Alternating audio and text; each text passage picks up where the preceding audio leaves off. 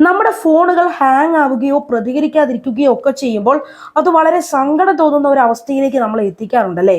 കാരണം വളരെ തുക മുടക്കി വാങ്ങിയ ഫോൺ ഉപയോഗിക്കാൻ കഴിയാതെ വരികയും ഹാങ് ആവുകയൊക്കെ ചെയ്യുന്നതാണ് ഇതിന് പിന്നിലെ കാരണം. എന്നാൽ ഈ പ്രശ്നം പരിഹരിക്കാൻ സാധിക്കുന്നതാണ്.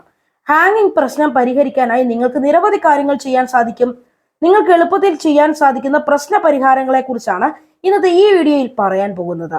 നിങ്ങളുടെ ഫോൺ ഹാങ് ആകുമ്പോൾ ആദ്യം ചെയ്യേണ്ടത് ഒരു സോഫ്റ്റ് റീസെറ്റ് നടത്തുക എന്നതാണ്.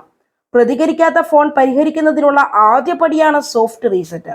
നിങ്ങളുടെ ഫോൺ മോഡലിനെ ആശ്രയിച്ച് ഈ പ്രക്രിയ വ്യത്യാസപ്പെടുമെന്നത് ഓർക്കുക. ഫേസ് ഐ ഡി ഉള്ള ഐഫോണുകളിൽ വോളിയം അപ്പ് ബട്ടൺ അമർത്തി റിലീസ് ചെയ്യുക. ശേഷം വോളിയം ഡൗൺ ബട്ടൺ അമർത്തി വിടുക. തുടർന്ന് ആപ്പിൾ ലോഗോ ദൃശ്യമാകുന്നത് വരെ സൈഡ് ബട്ടൺ അമർത്തി പിടിക്കുക. പഴയ മോഡലുകൾക്ക് ആപ്പിൾ ലോഗോ ദൃശ്യമാകുന്നത് വരെ ഹോം ബട്ടണും സൈഡ് അല്ല എങ്കിൽ മുകളിലെ ബട്ടണും ഒരുമിച്ച് അമർത്തി പിടിക്കേണ്ടതുണ്ട്.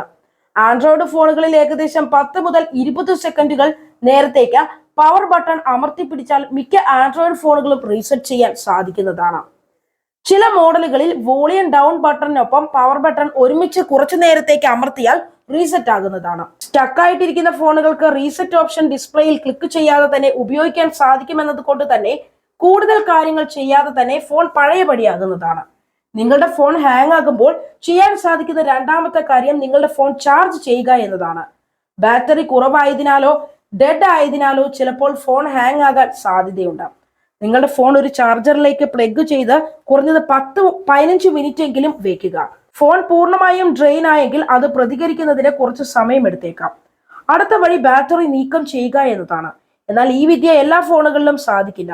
ഈയിടെയായി ഇറങ്ങുന്ന മിക്ക ഫോണുകളും ഇൻബിൽഡ് ബാറ്ററി ആയതുകൊണ്ട് തന്നെ വെറുതെ ബാക്കിലെ കവർ ഊരി ബാറ്ററി എടുക്കാൻ സാധിക്കുന്നതല്ല. നീക്കം ചെയ്യാവുന്ന ബാറ്ററികളുള്ള ഫോണുകൾക്ക് പിൻ കവർ അഴിച്ച് ബാറ്ററി നീക്കം ചെയ്യുക. ഫോൺ വീണ്ടും ഓൺ ആക്കുന്നതിന് മുമ്പ് കുറച്ച് നിമിഷങ്ങൾ കാത്തിരിക്കുക. ഇത് താൽക്കാലിക തകരാറുകൾ ഇല്ലാതാക്കാൻ സഹായിക്കുന്നതായിരിക്കും. നാലാമതായി നിങ്ങൾക്ക് ചെയ്യാൻ സാധിക്കുന്നത് സേഫ് മോഡ് ബൂട്ടിംഗ് ആണ്. നിങ്ങളുടെ ഫോൺ സേഫ് മോഡിൽ ബൂട്ട് ചെയ്യുന്നത് ഏതെങ്കിലും തേർഡ് പാർട്ടി ആപ്പ് നിങ്ങളുടെ ഫോണിന് പ്രശ്നമുണ്ടാക്കുന്നുണ്ടോ എന്ന് നിർണ്ണയിക്കാൻ സഹായിക്കും. സേഫ് മോഡ് എല്ലാ തേർഡ് പാർട്ടി ആപ്പുകളിലും താൽക്കാലികമായി പ്രവർത്തനരഹിതമാക്കും. എന്നാൽ ഐഫോണുകൾക്ക് സേഫ് മോഡ് ഓപ്ഷൻ ഇല്ല. എന്നിരുന്നാലും പ്രശ്നങ്ങൾ സൃഷ്ടിച്ചേക്കാവുന്ന അടുത്തിടെ ഇൻസ്റ്റാൾ ചെയ്ത ആപ്പുകൾ അൺഇൻസ്റ്റാൾ ചെയ്ത് നോക്കുക.